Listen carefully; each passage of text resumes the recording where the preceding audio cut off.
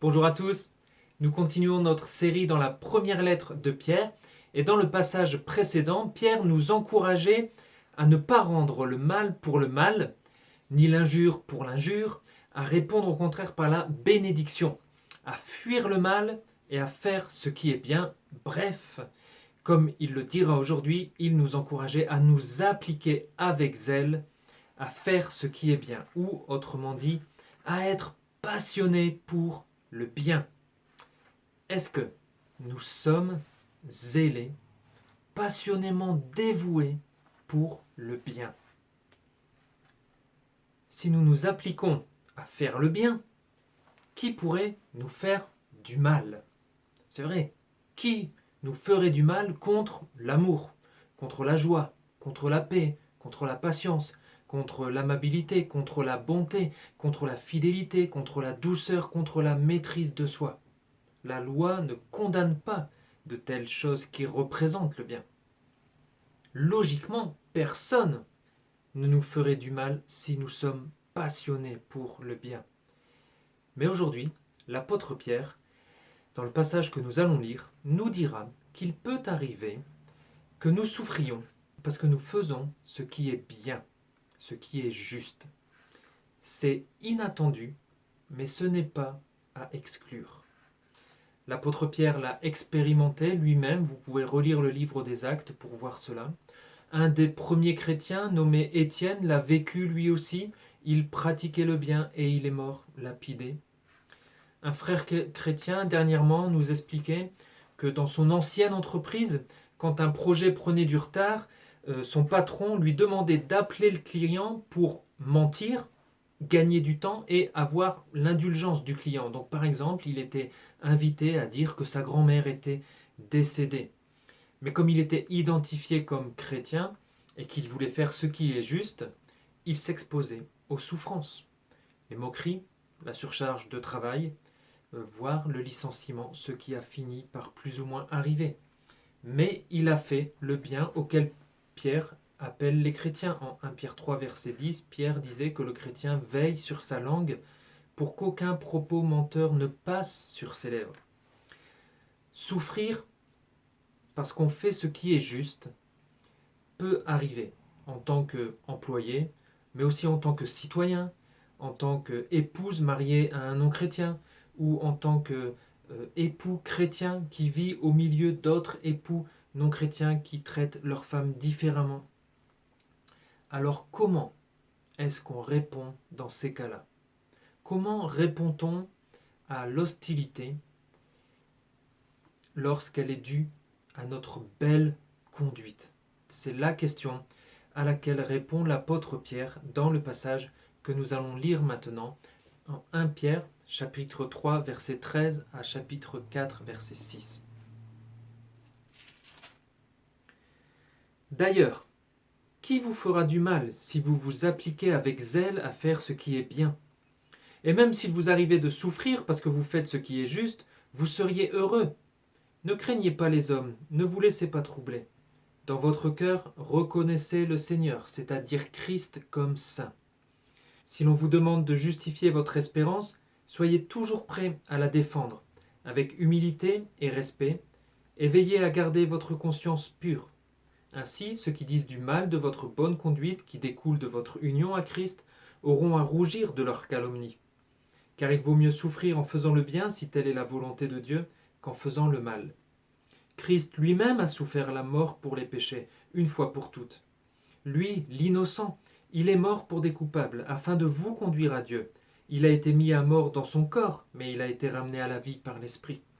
C'est aussi par cet Esprit qu'il a proclamé sa victoire aux esprits célestes en prison, ceux qui autrefois s'étaient montrés rebelles, alors que Dieu faisait preuve de patience à l'époque où Noé construisait le bateau.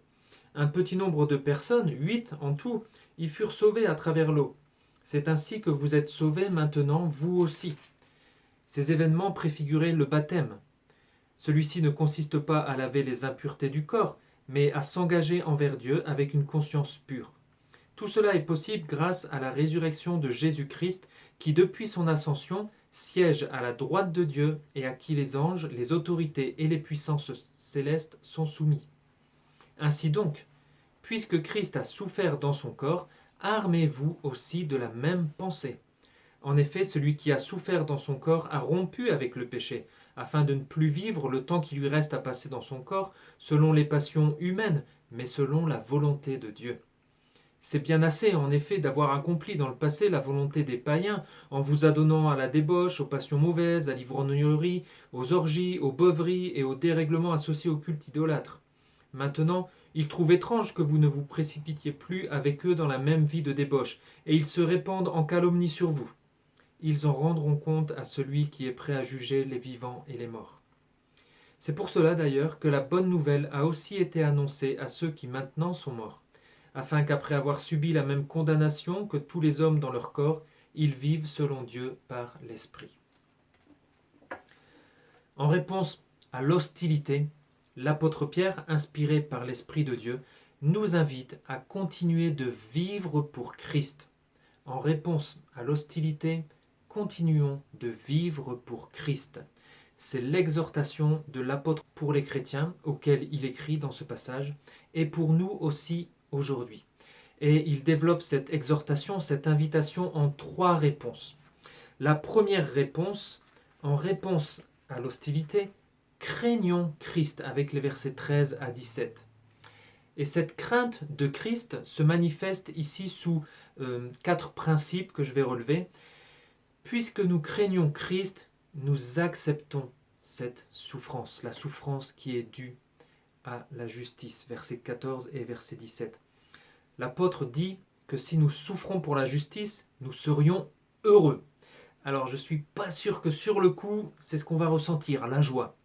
Mais justement, cette joie n'est pas liée à ce que nous ressentons, mais à la cause d'un tel privilège de souffrir. Nous souffrons parce que, dans notre crainte de Christ, nous obéissons et nous pratiquons la justice. Malgré la souffrance, nous sommes heureux parce que nous savons qu'en pratiquant la justice, nous avons obéi à Christ. Nous avons fait ce qui est bien aux yeux de Dieu, et ça, c'est le plus important. Alors nous acceptons cette souffrance, même si elle est due au fait que nous avons fait ce qui est juste. Nous l'acceptons aussi parce que nous nous souvenons ce que l'apôtre Pierre a dit au chapitre 1, les versets 6 et 7. Nos diverses épreuves nous attristent pour un peu de temps, mais nous les acceptons parce que nous savons qu'elles servent aussi à éprouver la valeur de notre foi. Et après les souffrances vient la gloire. Notre foi qui a résisté à l'épreuve nous vaudra louange, gloire et honneur le jour où Jésus-Christ apparaîtra. Donc en réponse à l'hostilité, craignons Christ et acceptons la souffrance. Le deuxième principe, puisque nous craignons Christ, ne craignons pas les hommes. L'apôtre dit, ne craignez pas les hommes, ne vous laissez pas troubler. Et c'est bien ce qui pourrait arriver en réponse à l'hostilité. On pourrait craindre les hommes qui nous menacent. On pourrait se laisser troubler par leurs propos. Et s'ils avaient raison en fait? Et si j'avais mal agi finalement? Et s'ils mettaient leurs menaces à exécution? Et ainsi la crainte des hommes pourrait inspirer notre conduite. Et au lieu d'avoir une belle conduite faite de belles œuvres qui rendent gloire à Dieu, nous adapterions notre conduite pour les yeux des hommes. Au lieu de préserver notre langue du mal, de la ruse, du mensonge, nous adapterions nos paroles pour les oreilles des hommes. En réponse à l'hostilité, finalement, nous ferions des compromis, parce que nous craignons trop les hommes. Mais ce n'est pas ce à quoi nous exhorte Pierre. Au contraire, en réponse à l'hostilité, nous sommes exhortés à ne pas craindre les hommes, à ne pas nous laisser troubler par eux. Et là, il ne s'agit pas d'avoir une bonne dose de confiance en nous-mêmes, non. Il s'agit d'avoir une crainte supérieure à celle des hommes, une crainte qui permet de vaincre nos autres craintes. Il s'agit d'avoir la crainte de Christ. Et c'est le troisième principe que donne l'apôtre Pierre. Dans votre cœur, reconnaissez le Seigneur, c'est-à-dire Christ comme saint, ou autrement dit, dans votre cœur, consacrez le Christ comme Seigneur. Consacrons Christ comme Seigneur. Lorsqu'on fait face à l'hostilité pour bien réagir dans notre cœur, rappelons-nous que Christ est Seigneur, que Christ est notre Seigneur, qu'il est le roi de notre vie, qu'il doit être à la première place dans notre vie. C'est à lui que nous devons nous soumettre dans tous les domaines de notre vie, et même en réponse à l'hostilité, et même si cela veut dire encore plus de souffrance. Ici, l'apôtre Pierre cite le prophète Ésaïe, qui à l'époque reprenait le roi de Juda, Akaz. Parce qu'en effet, Akaz craignait la menace du royaume d'Israël et de Syrie, et donc du coup, il s'est allié avec le roi d'Assyrie. Et le prophète Ésaïe intervient pour lui rappeler qu'il doit se confier en Dieu pour la délivrance et non en l'homme. Alors il lui dit en Ésaïe chapitre 8 verset 13, « Reconnaissez comme saint le Seigneur des armées célestes, c'est lui que vous craindrez, lui qu'il faut redouter. » En réponse à l'hostilité, craignons Christ, consacrons-le, reconnaissons-le comme Seigneur sur notre vie. Répondons à l'hostilité dans le seul but de lui plaire, de le glorifier, plutôt que de compromettre notre obéissance au roi des rois. Et par exemple, l'une des preuves que Jésus-Christ est Seigneur dans notre vie, c'est notre disposition à témoigner aux autres et à les gagner à Christ. C'est le quatrième principe que donne l'apôtre Pierre. Puisque nous craignons Christ, défendons notre foi. Si l'on vous demande de justifier votre espérance, alors dans le contexte de Pierre, il s'agit du salut, l'espérance vivante qu'il a développée au chapitre 1. Donc Pierre dit, si l'on vous demande de justifier votre espérance, votre salut, votre foi chrétienne, soyez toujours prêts à la défendre. Donc par exemple, vous agissez pour la justice et quelqu'un vous insulte en retour. Mais pourquoi tu n'as pas menti? Ça ne coûtait rien, un petit mensonge. On aurait pu gagner une semaine de travail pour rattraper notre retard. Soyez toujours prêts à défendre votre espérance. En fait, l'apôtre nous invite à saisir toutes les occasions, même en réponse à l'hostilité, pour défendre et promouvoir notre foi. C'est ce qu'on appelle aujourd'hui l'apologétique. Nous l'avons vu précédemment, notre mode de vie d'élus, de personnes faisant partie du peuple saint, n'est pas le même que celui du monde dans lequel nous vivons en étranger. Du coup, en règle générale, les chrétiens ne créent pas le problème, ne créent pas les problèmes, ils les révèlent. Jésus l'a dit, nous sommes la lumière du monde. Notre lumière brille devant les hommes afin qu'ils voient notre belle manière d'agir et qu'ainsi ils célèbrent la gloire de notre Père Céleste. Et c'est exactement ce que dit Pierre au chapitre 2, le verset 12. Nous brillons dans les ténèbres. Et plus l'hostilité, plus les ténèbres sont profondes, plus nous brillons fort. Alors forcément, ça interpelle, ça pose des questions. Et on nous demande de défendre notre espérance.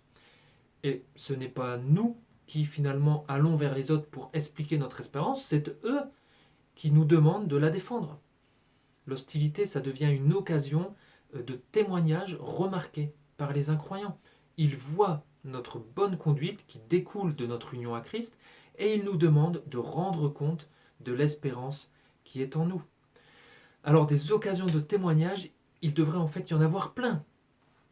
Et nous devrions toujours être prêts à justifier, à défendre notre foi, notre espérance. Toujours prêts. Est-ce le cas? Savons-nous défendre notre espérance? Savons-nous expliquer pourquoi nous croyons en Dieu, en Christ? Savons-nous expliquer en quoi nous croyons? Savons-nous expliquer pourquoi nous agissons de telle ou telle manière? Ou alors sommes-nous simplement du genre à répondre « Bah non, un chrétien ça fait pas ça et puis c'est tout », sans savoir expliquer pourquoi? Parfois notre témoignage en prend un coup lorsque nous ne savons pas expliquer, défendre notre foi. Nous devrions être prêts à présenter une défense raisonnée de notre foi en Christ. Pour cela, bien sûr, nous comptons sur l'Esprit de Dieu qui habite en nous. Mais nous devrions bien entendu aussi désirer ardemment le lait pur de la parole qui nous fait grandir, qui nous rend aptes à nous défendre de mieux en mieux face à l'hostilité. Tout comme la communion fraternelle aussi le fait, en nous édifiant les uns les autres. quand l'hostilité est là, on risque d'être déstabilisé si nous ne sommes pas prêts à défendre notre foi en Christ. Et c'est apparemment ce qui arrivait aux chrétiens auxquels Pierre écrit. Ils étaient troublés. Alors profitons qu'il n'y ait pas d'hostilité actuellement, peut-être pour préparer notre défense, pour être prêt le jour où on devra défendre notre espérance. Mais en réponse à l'hostilité, la défense de notre foi ne doit pas être une défense agressive, ne doit pas être une défense elle-même hostile. On ne doit pas surenchérir dans l'hostilité. Ce sont les désirs de l'homme livré à lui-même qui réagirait comme ça. D'ailleurs, cette semaine, l'affaire Mila en est un triste exemple. Mila, c'est une adolescente qui a insulté une religion, donc il y a eu hostilité, et en quelques minutes, elle reçoit des dizaines de milliers de messages, eux-mêmes hostiles, violents, la menaçant de mort, etc. L'apôtre Pierre nous invite à être toujours prêts à défendre notre foi en réponse à l'hostilité, d'accord, mais pas en répondant nous-mêmes par l'hostilité. Au contraire, nous défendons notre foi avec humilité ou avec douceur. Ce n'est pas une marque de faiblesse d'être doux. Et au contraire, ça serait même un contre-témoignage de faire preuve de dureté en témoignant de notre Sauveur et Seigneur, Jésus, qui lui-même est doux et humble de cœur. Nous défendons notre foi avec humilité, ainsi qu'avec respect. Lorsque nous défendons notre foi, nous sommes témoins, nous ne sommes pas accusateurs. Nous sommes témoins, nous ne cherchons pas à dominer sur l'autre par notre raisonnement, nous ne cherchons pas à le convaincre. Le but n'est pas de sortir vainqueur du débat. Nous présentons simplement notre foi, ce que nous croyons et les raisons de notre croyance. Et nous prions que l'Esprit de Dieu fasse le reste, agisse pour gagner une âme à Christ. En réponse à l'hostilité, nous défendons notre foi avec humilité, avec respect et en veillant à garder notre conscience pure, c'est-à-dire sans répondre au mal par le mal, mais en continuant de répondre au mal par le bien, mais aussi en répondant à l'hostilité par le témoignage. Et je me souviens de plusieurs occasions où l'on m'avait demandé de défendre mon espérance. Et malheureusement, soit je ne l'ai pas fait, soit j'ai botté en touche, soit j'ai minimisé ma défense, soit j'en ai pas profité pour me défendre pleinement ma foi. Et pourtant la perche était bel et bien tendue. Et ensuite, je me souviens de l'agitation de ma conscience qui me reprenait. Et pourquoi est-ce que j'avais agi ainsi? Parce que je craignais trop les hommes et pas assez Christ. Donc en réponse à l'hostilité, craignons Christ.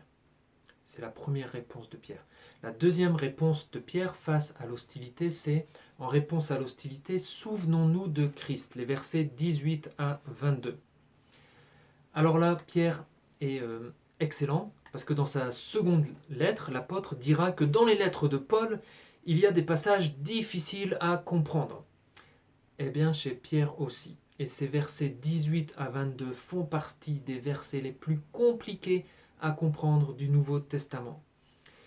Alors, je ne vais pas rentrer dans les différentes interprétations, mais je voudrais simplement rappeler 3 souvenirs qu'il est bon d'avoir à l'esprit en réponse à l'hostilité. 3 souvenirs qu'on trouve dans ce texte. Souvenons-nous de Christ et notamment souvenons-nous de sa souffrance qui a été suivie de la gloire, le verset 18. S'il y a quelqu'un qui a souffert pour la justice, qui a souffert en faisant le bien, c'est bien le Christ. Lui, l'innocent, est mort pour des coupables. Il a souffert la mort une fois pour toutes, pour les péchés, non pas pour ses propres péchés, il était innocent, mais pour les péchés des hommes, les nôtres, les miens, les vôtres. Si Christ n'a pas pu être libéré des souffrances, pourquoi les chrétiens en seraient-ils libérés? Son exemple nous aide à accepter la souffrance pour la justice. d'autant plus que sa souffrance avait un but précis. Il a souffert la mort afin de nous conduire à Dieu. Sa souffrance accomplit donc le plan glorieux du salut divin. Et le plan glorieux de Dieu triomphera aussi au sein même de l'hostilité que nous traversons. Christ a triomphé malgré sa souffrance, tout comme notre foi ressort triomphante malgré l'hostilité. Christ est mort dans son corps, mais il a été ramené à la vie par l'Esprit. Le verset 21 nous rappelle aussi la résurrection de Jésus-Christ. La souffrance la plus extrême pour la justice a débouché finalement sur le plus grand salut dont Pierre parle au chapitre 1. Notre souffrance, parfois injuste, parce que nous souffrons pour la justice, débouchera aussi dans tous les cas sur le plein accomplissement de notre salut. Et par sa souffrance injuste, Christ a vaincu le péché, la mort, et les anges, les autorités et les puissances célestes lui sont soumis désormais.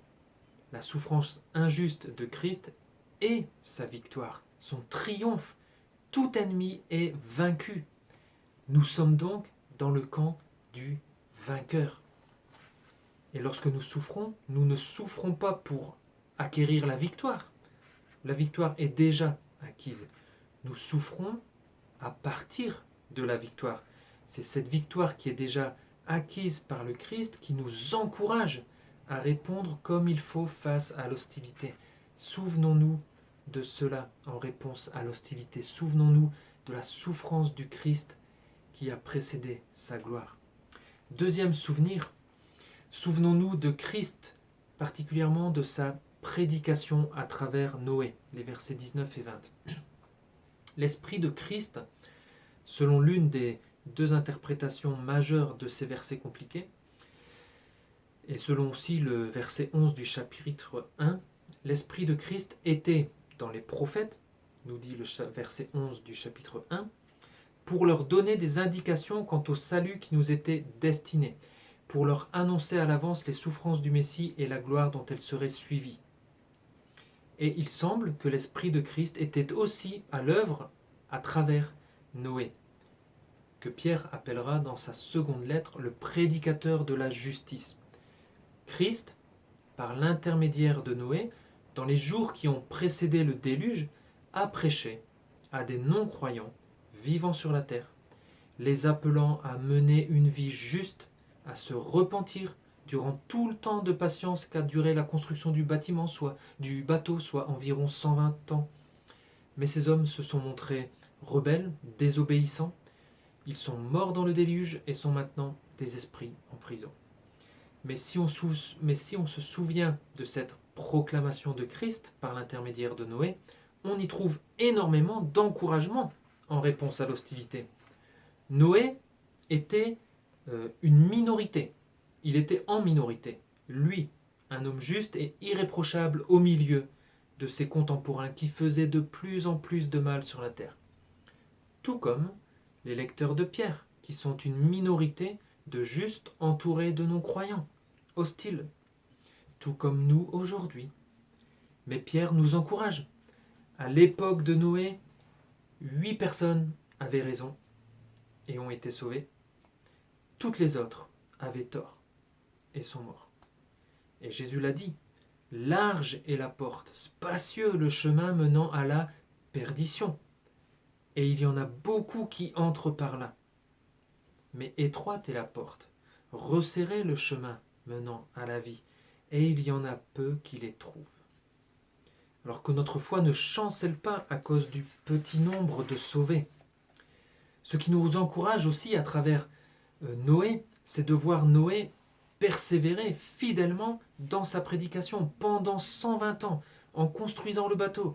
Il avertit les hommes autour de lui que le jugement de Dieu va venir détruire le monde d'alors, et qu'ils peuvent être sauvés en montant dans le bateau. En retour, il a reçu la moquerie et le rejet. Les gens ils ont dû se dire, mais t'as pris une insolation, Noé. Tout comme les chrétiens à l'époque de Pierre, et nous-mêmes, nous pouvons en recevoir lorsque nous défendons notre espérance, lorsque nous parlons du jugement à venir, et lorsque nous parlons du salut possible en Jésus. Mais soyons encouragés par Noé. continuons de défendre notre foi avec humilité, respect et bonne conscience. Parce que Jésus nous a prévenus, ce qui est arrivé à l'époque de Noé arrivera de même au retour du Fils de l'homme, au jour du jugement final.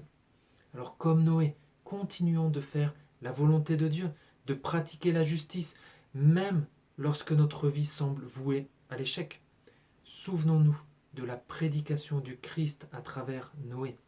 Et troisième souvenir, souvenons-nous du baptême du Christ et de notre baptême, avec le verset 21. Le verset 21 qui est hyper compliqué à comprendre. Je vais le relire dans la traduction Colombe.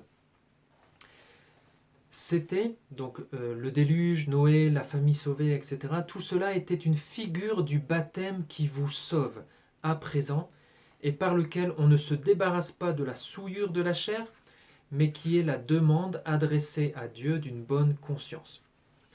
De quel baptême parle-t-on? Est-ce qu'on parle du baptême du Christ? Est-ce qu'on parle de notre baptême spirituel en Christ?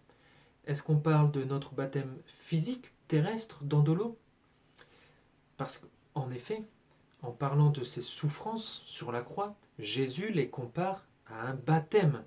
En Luc 12, verset 50, il dit « Il y a un baptême dont je dois être baptisé, et quelle angoisse pour moi jusqu'à ce qu'il soit accompli. » À l'époque de Noé, l'eau était le jugement divin.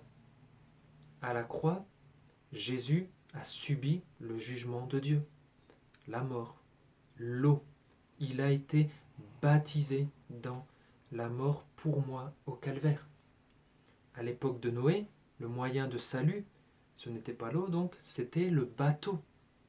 Et par sa résurrection, Jésus devient le moyen de salut offert aux hommes. C'est donc bien grâce à son baptême, sa mort, son ensevelissement et sa résurrection que je peux être sauvé. Souvenons-nous-en en réponse à l'hostilité. Il a été baptisé dans la mort pour me sauver. Mais en même temps, Pierre précise que le baptême qui nous sauve est un baptême par lequel on ne se débarrasse pas de la souillure de la chair, mais qui est la demande adressée à Dieu d'une bonne conscience. Donc il parle d'un baptême nous concernant aussi, mais qui n'est pas un baptême physique, puisqu'on ne se débarrasse pas de la souillure de la chair par ce baptême.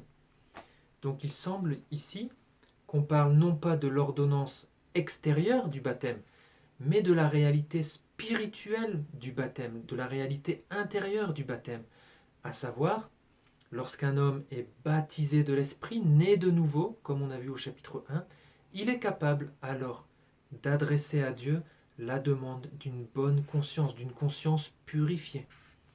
Autrement dit, le baptême spirituel rend l'homme capable de se repentir, de demander pardon pour ses péchés, et capable de demander un cœur nouveau en confessant sa foi en Jésus. Et donc, par notre baptême spirituel, on peut dire que nous nous identifions personnellement à Jésus-Christ et à son baptême dans la mort sur la croix. Nous sommes morts à notre ancienne vie et nous vivons maintenant pour Dieu dans le bateau, dans l'union avec Jésus-Christ. Nous sommes immergés, baptisés en Jésus-Christ, immergés dans ce bateau. Et c'est exactement ce que dit l'apôtre Paul dans tout son développement sur le baptême aussi dans Romains 6. Souvenons-nous-en face à l'hostilité. Je suis mort au péché, je ne réponds pas à l'hostilité au péché, j'y réponds par la vie pour Dieu en Jésus. Donc le baptême d'eau n'est pas du tout nécessaire au salut. Par contre, quelle merveilleuse manière d'exprimer de façon visible la réalité spirituelle intérieure que j'ai expérimentée à un moment de ma vie. Quelle belle manière aussi de veiller à garder notre conscience pure, puisqu'il s'agit également d'obéir à l'ordre de notre Seigneur et Sauveur Jésus. Donc, si vous avez compris que Christ fut baptisé dans la mort pour vous au calvaire, qu'il a subi le jugement de Dieu à votre place, si vous croyez en lui comme Seigneur et Sauveur de votre vie, donc si vous êtes spirituellement unis à lui, si si vous vous identifiez à sa mort, à sa résurrection, si vous avez demandé à Dieu de vous placer en sécurité dans le bateau spirituel du salut, si vous savez que grâce à sa résurrection, votre désir d'obtenir une bonne conscience est satisfait, alors je vous invite, si ce n'est pas déjà fait, à exprimer de façon visible, par le baptême d'eau, la délivrance spirituelle que vous avez expérimentée. N'hésitez pas à en discuter avec l'un des pasteurs anciens de votre groupe, parce qu'ensuite, face à l'hostilité, combien c'est encourageant de se souvenir aussi de notre témoignage public, de notre baptême public. C'est un jour qu'on n'oublie pas, notre baptême d'eau. C'est un jour qui nous aide à rester fidèles au Christ. En réponse à l'hostilité, souvenons-nous alors de Christ, de son baptême et de notre baptême spirituel en lui, mais aussi physique dans de l'eau. Et enfin, troisième et dernière réponse de Pierre face à l'hostilité dans ce passage, en réponse à l'hostilité, armons-nous de la pensée de Christ, les versets 1 à 6 du chapitre 4. Ainsi donc, puisque Christ a souffert dans son corps, nous dit Pierre, armons-nous de la même pensée. Et cette pensée consiste à être prêt à souffrir. Sommes-nous prêts à souffrir dans notre corps pour la justice, comme le Christ? Sommes-nous armés de cette pensée? Sommes-nous prêts à souffrir pour son nom? Sommes-nous prêts à supporter l'hostilité parce que nous sommes chrétiens? Sommes-nous prêts à être et à rester chrétiens malgré l'hostilité? Comment allons-nous vivre face à l'hostilité?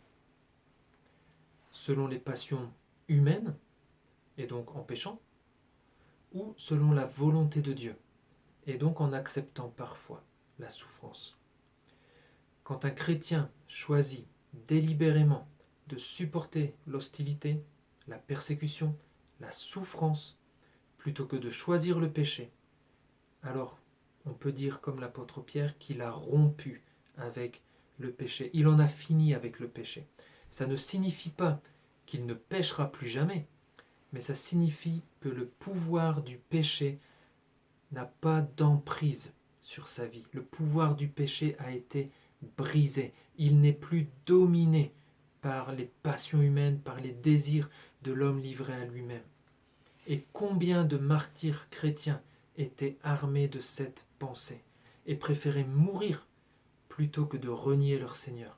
Combien de frères et sœurs persécutés encore aujourd'hui sont armés de cette pensée et peuvent dire « Nous en avons fini avec le péché, nous restons fidèles à Christ quoi qu'il en coûte ». Nous aussi, en réponse à l'hostilité, armons-nous de la même pensée, soyons prêts à souffrir. Cette pensée de Christ consiste aussi à investir notre temps restant à vivre pour Christ, les versets 2 et 3. Pierre introduit là une notion de temps, une notion d'urgence même pour le chrétien. Il l'appelle à ne plus vivre selon les passions humaines, mais selon la volonté de Dieu, le temps qu'il lui reste à vivre, à passer dans son corps. Avant leur conversion, les chrétiens auxquels écrit Pierre avaient un terrible pédigré. Et en même temps, quand je lis leur pédigré, je dis gloire à Dieu, parce que Dieu est capable de sauver de telles personnes. Alors nous n'avons peut-être pas commis les mêmes péchés, mais notre pédigré est tout aussi terrible aux yeux de Dieu, parce que devant Dieu, nous sommes tous pécheurs. Tant que nous ne sommes pas purifiés grâce à Jésus-Christ.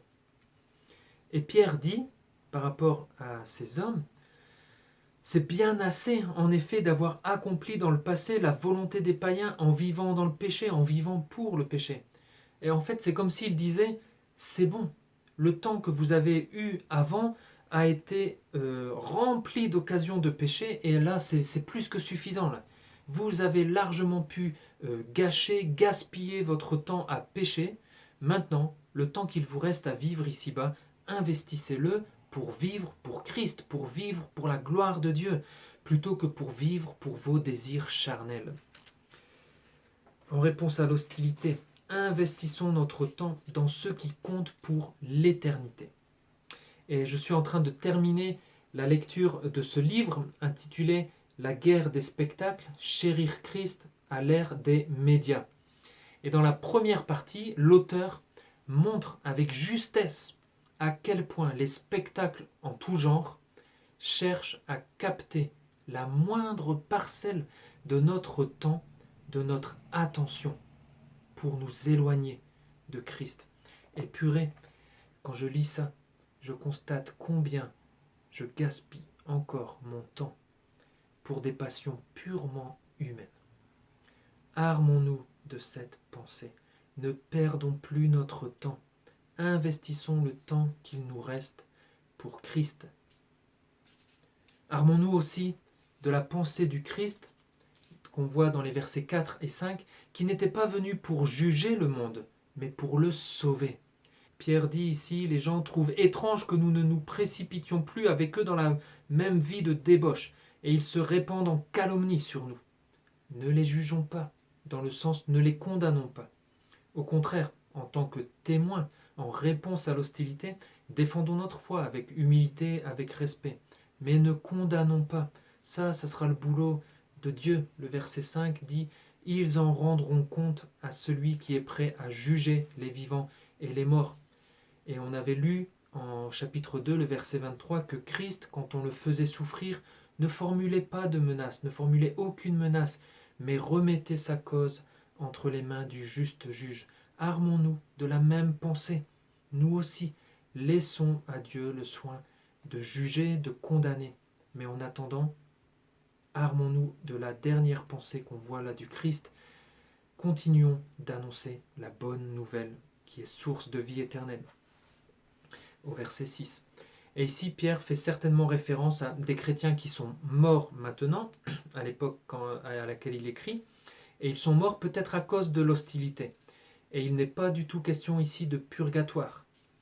Les chrétiens, ces chrétiens qui sont morts, bien qu'ils aient subi la même condamnation que tous les hommes dans leur corps, parce que le salaire du péché c'est la mort, ici-bas sur terre, ces chrétiens, Pierre nous dit qu'aujourd'hui ils vivent selon Dieu par l'Esprit.